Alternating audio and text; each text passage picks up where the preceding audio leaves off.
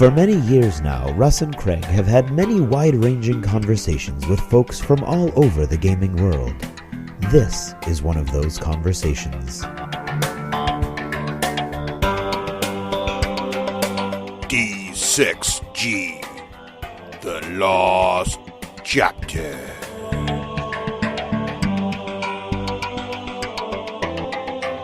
So with Karen gone, I'm like watching all of my shows that I don't normally get to watch, and I'm binge watching, and it's kind of crazy. Oh, nice. What do you watch? Well, wait, Craig, is that Tom Vasel over there? But I can't see him, but I do hear his distinct voice somewhere in the Dunkin' Donuts. Or not. Wait, you're hearing me and not Eric Summerer? No. That's nice. No. See, normally his is the voice that gets recognized. I know how that feels. Tom, have a seat. We're talking about TV shows in what we're watching in the in the winter doldrums. Yes. I don't think winter doldrums is really where it's at anymore. No, me neither. Is TV ever off? See, I'm on the Netflix, Hulu, Amazon Prime thing anyway. So yeah, me too. Which occasionally means a show will come out that I like to see a little bit of, and it's not yet available on one of those services. Right. Mm-hmm. But I never worry; it will be eventually. Yeah, I'm the same way, and I like that because I like to binge watch. I think that's the way to go, man. Just sit down for a Saturday afternoon and crank through a season of something. Right. Well, have you guys watched Longmire at all? Oh, I have not. What is that? Longmire. Did you ever watch Justified? Yes.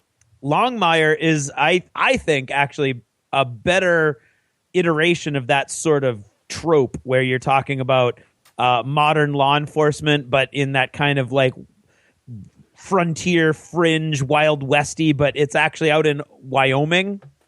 So it's modern times. It's like CSI meets the Wild West.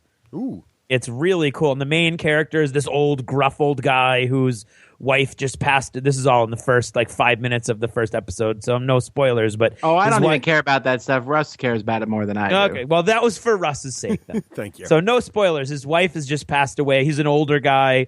And, Russ, you would love it. Katie Sackhoff is his deputy. That's awesome. So it's like she shows up, she dropped right out of Battlestar Galactica right into Wyoming. Why not?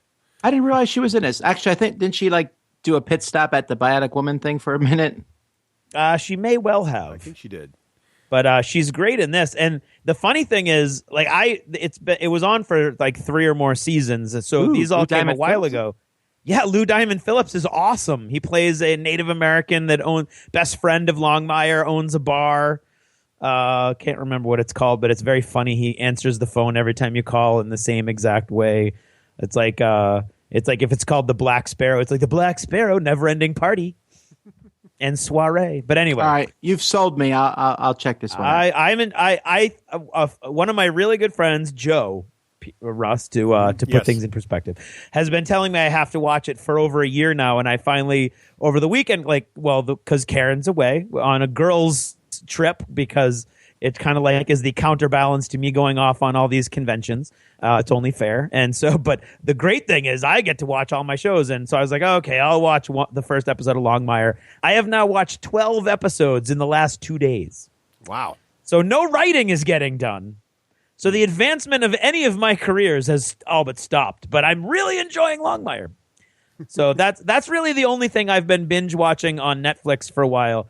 But in my head, what I was thinking about when I brought up this conversation is all of as Tom suggested, that there is no winter doldrums. It's not like all the shows go on hiatus like they used to and there's nothing going on.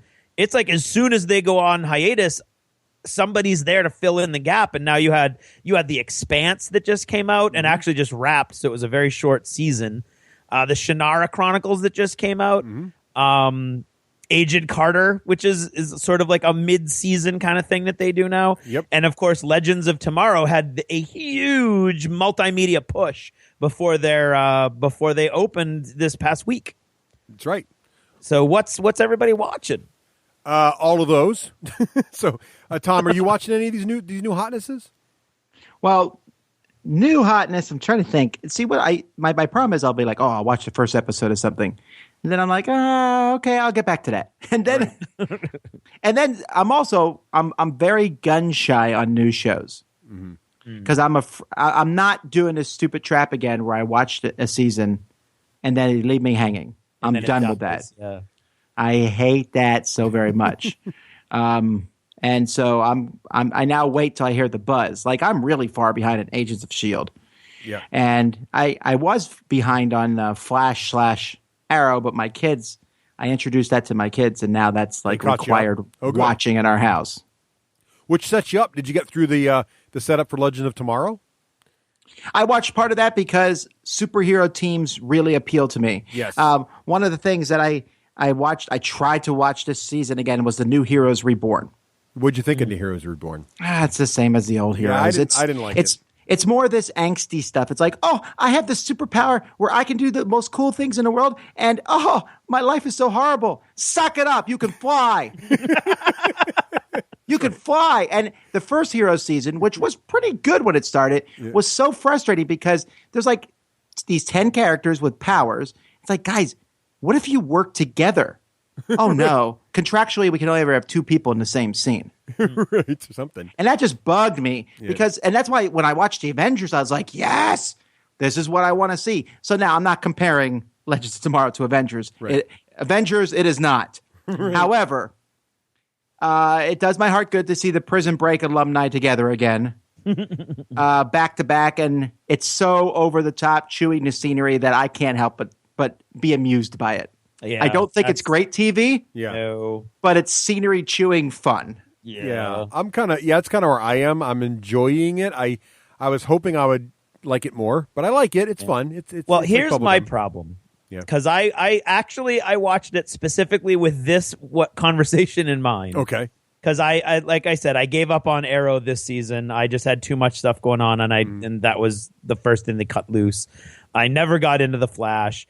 I'm not a big DC fan. I don't like their world. Just doesn't feel real to me. Which obviously, it's comic booky. But I mean, all the names are silly, and so not all the names, obviously, but there's some really silly names going on in the DC universe.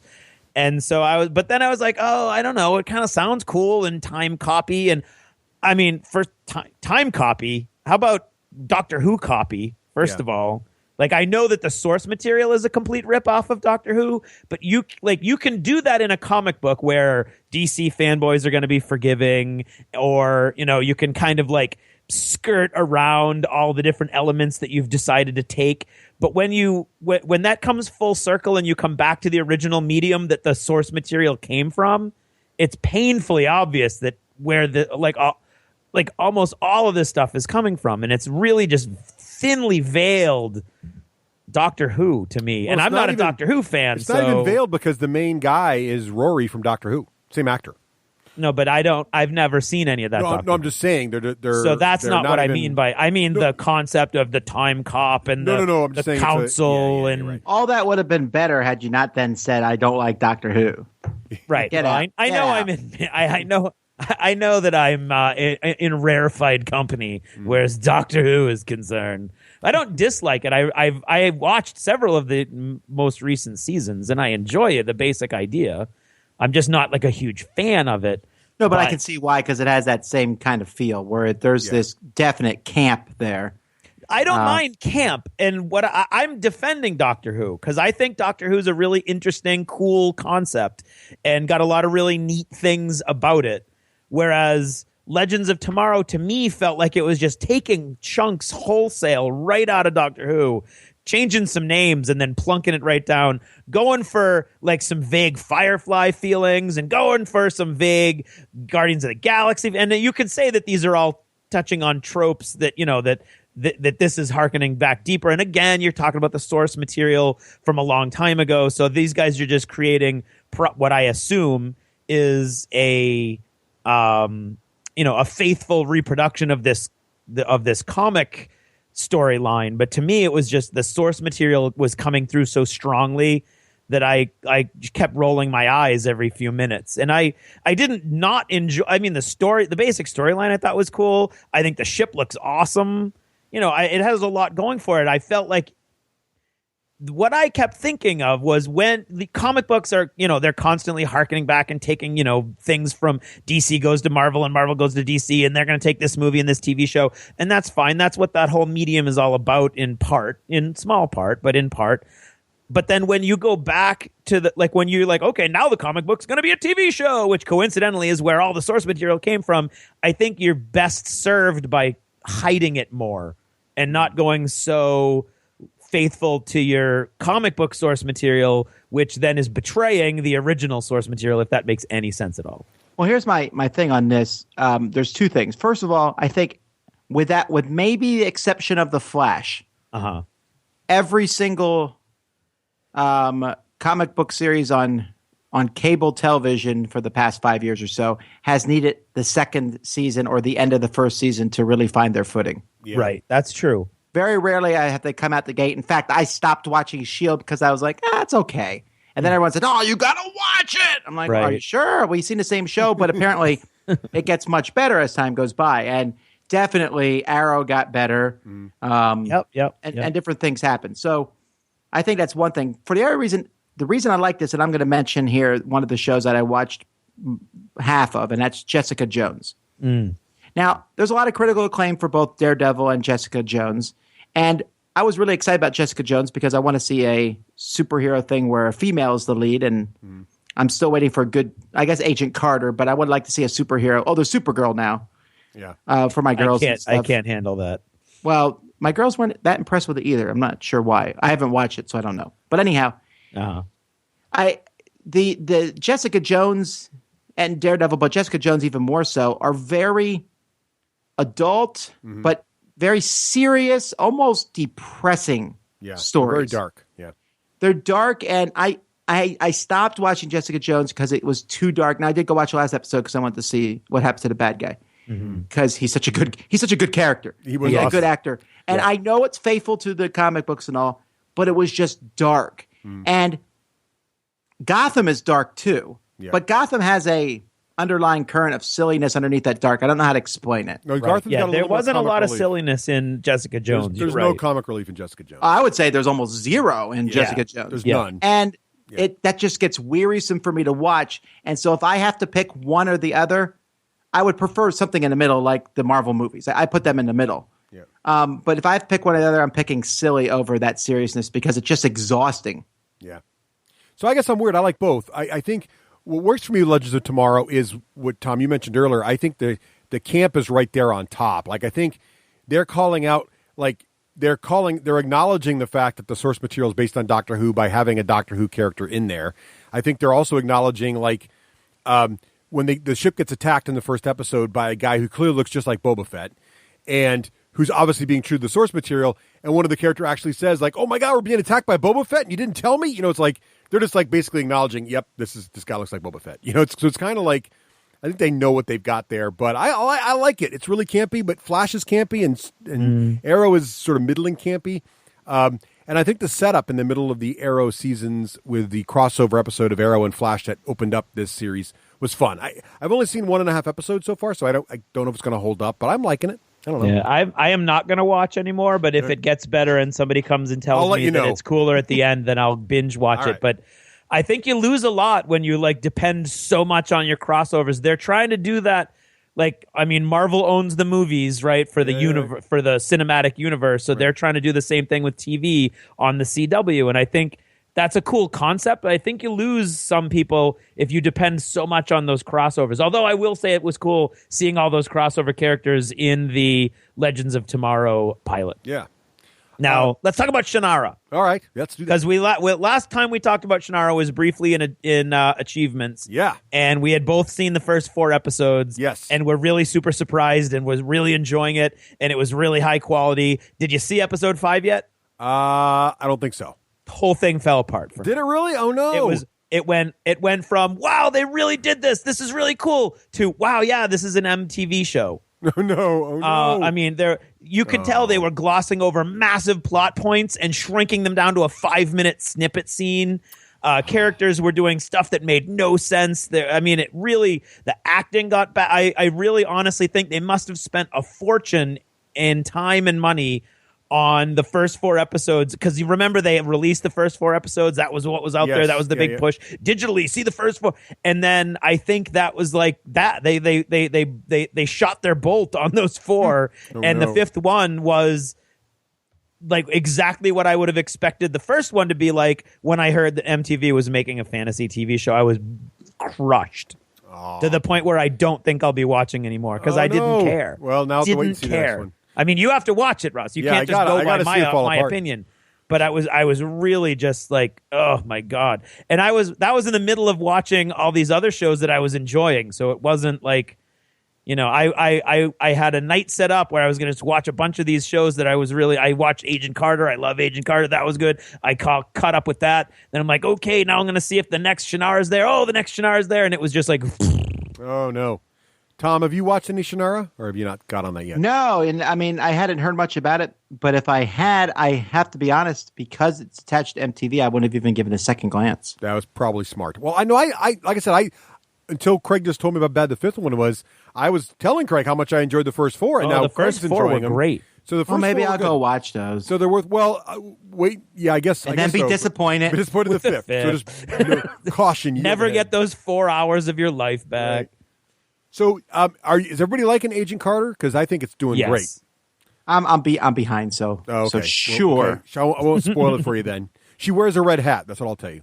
That's true. I have a red hat. I like her headwear. I like her fashion sense. Yeah. Yes, that hat is right where it is, where it needs to be.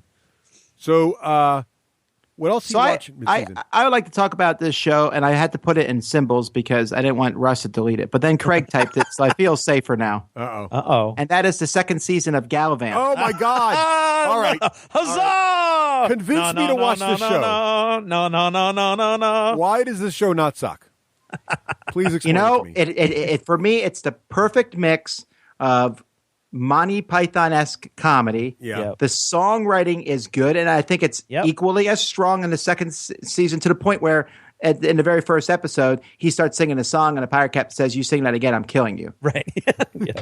Although they do tend to sing it, I think, in the very last of the season 2. They do. They do the recap. And I was waiting for the pirate to come out and kill somebody.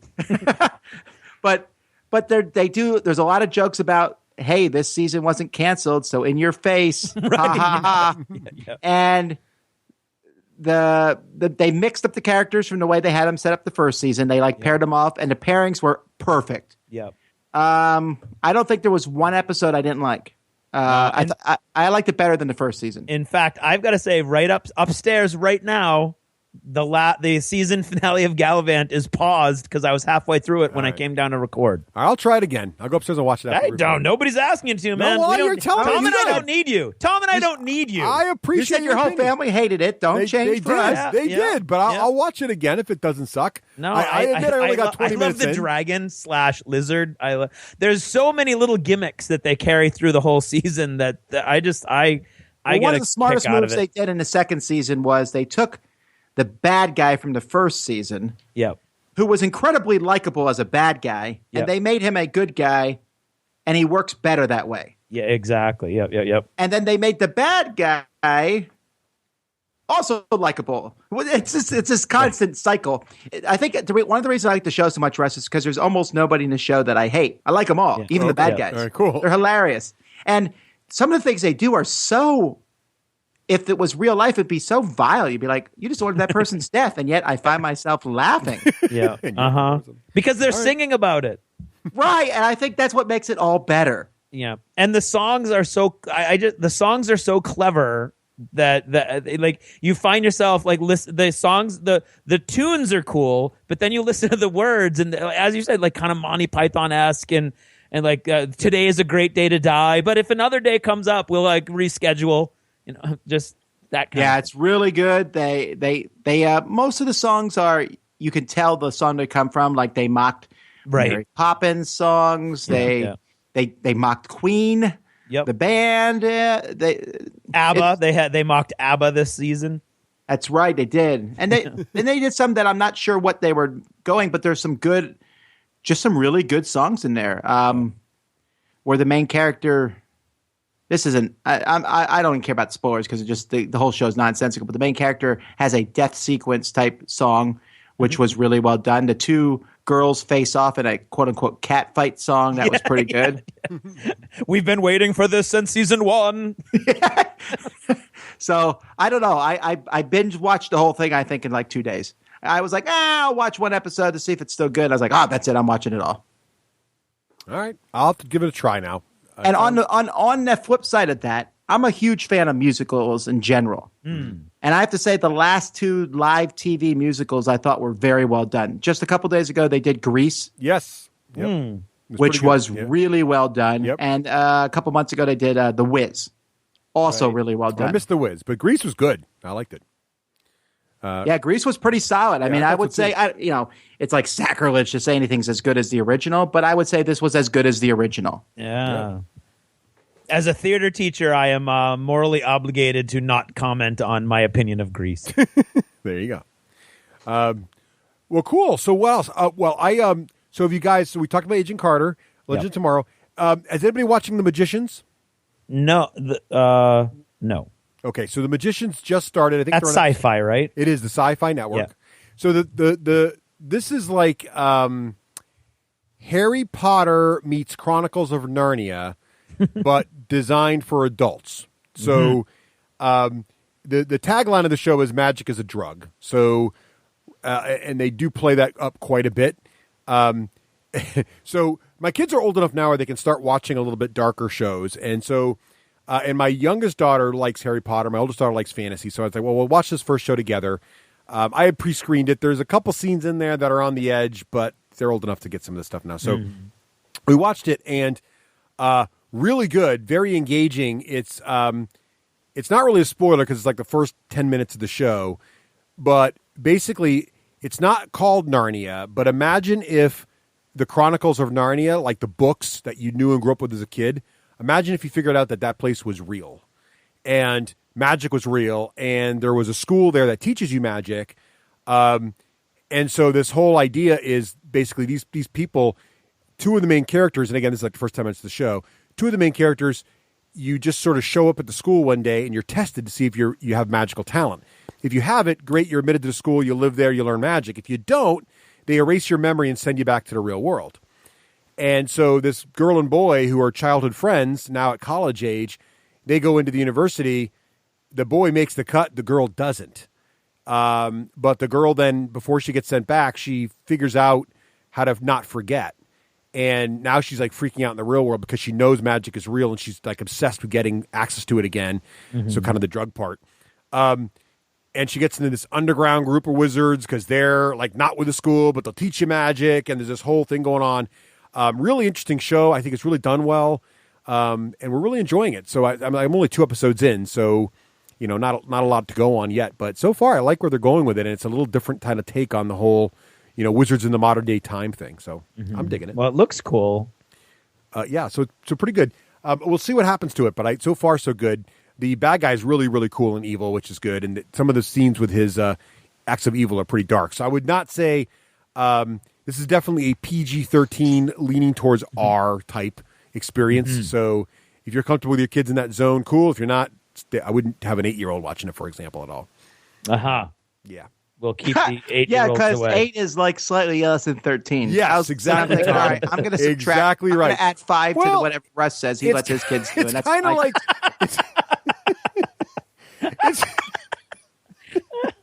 I'm glad you're here to keep me honest, Tom, because really, Lord knows Craig doesn't. But what's interesting about it is like, well, I think about it with like board games, because board games are way off on their age recommendations. Like, so you got to kind of qualify this stuff. That's all I'm saying. Yeah. Yes, except most board games aren't. It's not quite the same thing. I don't play a board game. Also, my kid's like, "Are you kidding? A drug deal just happened." Like, right. Oh, yeah, what is sex, Daddy? Yeah, exactly. I understand. It's slightly different. No one gets killed in the middle of a board game. Well, Although that occasionally, depends. sometimes a movie will throw me for a loop. Killing Dr. Lucky. Like Bridge to Terabithia. Terabithia. Yeah, right. What the hell happened in that movie? I was like showing my kids because it was a kids movie. I hadn't seen it, so we're all watching it, and then all of a sudden everyone's crying. I was like, sorry guys. Bad call, Dad. Should have read the book. Should have read the book. Right. Yeah, well, no. You learn. Yeah, you do learn. There's things. What else you guys watch? Those are the main ones. A couple shows that wrapped that I really liked. I really enjoyed Into the Badlands. Did you see the end of that, Craig? I did. It was okay. I liked it. I there were some things that I loved about it, and then there were things that were kind of like went flat with me, which is what a lot of anime does to me. So it was probably the source material more than anything, or the ambiance they were going for. But I loved all the Wild Westy kind of. I was mostly there for the costumes, the look, and the awesome kung fu. That's pretty much what I was. Do you like wire fu though? Because I don't. Yeah, it's Crouching Tiger, Hidden Dragon, right? Same guys. You know what I don't like that, like defying gravity, changing direction in mid-flight thing. Oh yeah, and, no, physics is out the window. I mean, that's I don't like building. that. Right? It's magic. Yeah. There's hoodoo going on there, man. Hoodoo. There's some hoodoo, serious hoodoo. Right. Now, what about The Expanse? Did you finish that up? Because we were talking about that, and you were concerned about the number of characters. I have not. I'm in episode, I want to say 4. Okay. But Nicole's been traveling a lot, and we're watching it with her, so I can't watch it until she gets back. So I'm behind. Tonight, I watched the season finale, which I was very curious for because I just finished the audiobook. So I found out last week, I was like, wait a minute, the season's already done. So they're only doing very short, again, like a winter season. Maybe that's why they're packing so much into each episode. It's half the book. It's only the first half of the book. And it's actually almost exactly the first half of the book. Okay.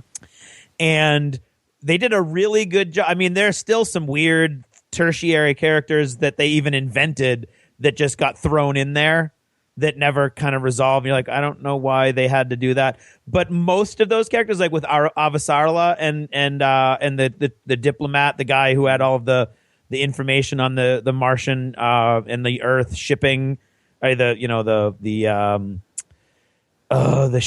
the construction companies and who was making up. It all ties in together in that last episode, and it did a really good job to me of kind of like going, okay, now I know you went in this, obviously you want Avasarala to be in the first season because you want her to be established by the second season, and I'm okay with that. I don't know why she had, like, what's she doing that, like, she doesn't. So in the pilot, it all gets kind of, I mean, in the finale, it got tied together enough that that I was like, okay, so this is conceivably what she was doing during that first book when she wasn't a character in it, but obviously, I mean, she still existed somewhere in the Expanse universe. Right. So I liked that, and all the stuff on Eros was just awesome. Yeah. And so, I mean, and they did a really good job of, like, a lot of the characters that were treated differently or were created and dropped into this. They all get their little strings tied off and their stories finished. So I was like, oh, okay, wow. And you really, like, my second listen through that I just finished, my view of Miller. Because my view of Miller is now, of course, colored by the next two books. Right. You know, where Miller's not quite the same guy he was in the first book. So in the first, listening to Leviathan Wakes again, I was like, wow, Miller is, like, totally unhinged, and I totally get why why Holden didn't want him on the Rocinante anymore. Because when they're going through Eros, he's just shooting guys left and right. Oh yeah, he's a nut. Yeah, and they did a great job of showing that in the season finale. So I was really excited by the season finale and disappointed that it was a short season. But I really enjoyed it. Well, I don't know. I see this interests me, and I'm going to probably go hunt it down and watch it now. And I kind of like these short seasons because they're more digestible and they don't pad them with episodes they don't need. That's true. That's very true. They although in this they did well. You haven't read the books, right, Tom? What is a book? No, I haven't read the books. No, I read a lot. Get off my case. I read a lot. Rule Please don't judge me. He reads a lot of rule books, people. It's hard to keep up with his rule books. Right. No, reading rule books. I'm constantly reading actual books, but yeah. No, so it will be interesting to see what you feel, because, like, talking about, like, you want like no extraneous episodes and stuff, because what they've done is kind of created amalgam. Sort of like mushed together characters that aren't really in the books. And Russ and I are both going back and forth on if a person who hasn't read the books might get lost in some of these. Like, they just throw a lot of characters at you at once, more even than in the books, which is kind of the opposite of what most people try to do when they convert a book into a visual medium. They usually try to bring characters together and meld them together so there's fewer characters to pay and to remember. And in this, they kind of did the opposite. Oh, I'm waiting for that day when someone decides to make the Wheel of Time a TV series. Oh God, I'll throw my TV out the window. Right. Hey, we're going to introduce 2,000 characters in the first 5 minutes. Yeah, that'll be interesting. Well, that's pretty good, Tom. Do we miss any shows that are hot for you right now? One show that I turned around on was the Muppets. Yeah, that got pretty good. When the Muppets first came out, the new season, I was very excited. I mean, this is the Muppets. I watched the first episode and I hated it. And I said, all right, I'll watch the second episode. I hated that too because it was just another comedy, just another documentary office ripoff comedies with the Muppets. And it made Miss Piggy the most unlikable character on TV. Kermit was a wimp. They took out. It just was. There was no music either. It's the Muppets. Right. So apparently the world agrees with me, and it didn't do so hot. So they fired the person running it and hired a new showrunner. So I watched the first episode of this season after the midseason here, and there was a song. They softened Miss Piggy. It was back to being what I would consider the Muppets. I was very pleased with that turnaround. Oh, cool. I'll have to check that out. I was actually enjoying it, but you're right. It was very different. It didn't feel like the Muppets. So if they pulled that off, that'd be great. Right. I mean, if I want to see a comedy about Office or that kind of situational comedy, there's a lot of those. Right. It doesn't have to be Muppets. And it wasn't like a show that the Muppets was kind of this thing that transcended where your kids could watch it, but adults could watch too, right? Right. The new show was not really for kids at all. Right. It's talking about how, they have this relationship problem and Piggy and Kermit are going through a bad breakup and kids are like, yay. Right. Before it's funny because Miss Piggy's always chasing Kermit and the kids are like, yeah, that's gross. Stay away from him. Stay away from her, Kermit. Right. I'm enjoying Gotham still. Yeah. Craig, are you still watching it? No, I stopped actually after the second episode, and not because it wasn't great. It came at a busy time in my year, and I never got back to it. I'm enjoying it. I really like Gotham. Even my parents love it, and that says something. I have to turn off my Batman universe brain. Right. Yeah. Because they've given up even trying to. Yeah, it's its own thing now. It's taken on its own thing, and I'm okay with that mostly because the guy playing the Riddler is that good. Riddler and Penguin, both those actors are fantastic. I'm sorry, did I say Riddler? And I'm sorry, I meant Penguin. Well, Riddler's fine too. Yeah, he's getting good. But if they ever get rid of the Penguin off that show for any reason, I'm done. Yeah, they can't kill the Penguin. That's how good he is. Yeah, I think they're locked in on that now. They are. But the Riddler too, as he gets more and more Riddlery, his character gets more and more good, fun to watch, and the actor really shows his skills too. So that's a fun character also now, I think. Yeah, they did some things I didn't like. I didn't like what they did with Barbara Gordon or Barbara whatever. Yeah, I didn't like what happened to Barbara either. But we'll see. But I do like Bullock a lot. I think they're playing him pretty much straight. And I was so excited because I just got the newest Dice Masters, DC Dice Masters set, and they have Falcone in it. And I was like, cool. I know who this guy is. That's awesome. That's cool. Very good. Well, Tom, most everything else is just Quantico, Blind Spot. I keep trying all these new shows, and they just seem like retreads of other shows. Yeah, I think there's a lot of that going on lately. Yeah. Well, jump back into Agent Carter. Good stuff. All right. Well, Tom, thank you so much. But I really want to watch that with my girls, so I'm waiting for that moment. Yeah, good point. I had the same thing. And my girls are liking Supergirl, but I should say that my family, we watch some shows like Mystery Science Theater 3000 works. So we just sit there and pick on them. And Supergirl's one of those shows that we actually kind of rip apart as we watch it. So it's kind of like a guilty pleasure. We all know it. Superman et al. Is really sort of core and central to why I don't really care for DC. Yeah, right. And the iconic opening the shirt to reveal the S works fine when you're a man. But when you're like a teenage-ish girl doing it, it looks borderline obscene and inappropriate. That bothers you, huh? It does. The first time I saw it out of the corner of my eye in a commercial, I was like, oh. Then the second time I was like, no, that is weird. It's just weird watching her tear her shirt open and thrust her chest out like that. It's weird. It's odd. I'm going to say it. Okay. It's weird. There you have it. And on that note, we should probably get out of here before the Dunkin' Donuts closes on us. Tom, thank you so much for taking time out of your busy cruller purchasing to join us here. And discuss our TV shows. Is it a cruller? I didn't even notice. I'm eating a salad, guys. Get off my case. salad. They even have those. At He Dunkin' carried Donuts? a salad He into brought Dunkin' a salad. Donuts. No wonder the guy's giving That this is even more- dedication to a That man's is, health. Tom. Right Nicely there. job. Nice job. Good. I brought good one on of you, those sir. healthy McDonald's salads in. Good on you. Okay, sir. Mm-hmm. Well, Tom, we'll see you in a week or so here, and we'll have you on the main show here to talk about all kinds of crazy things.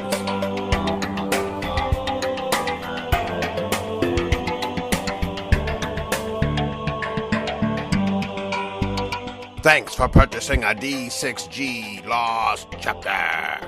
Supporting the show helps it grow.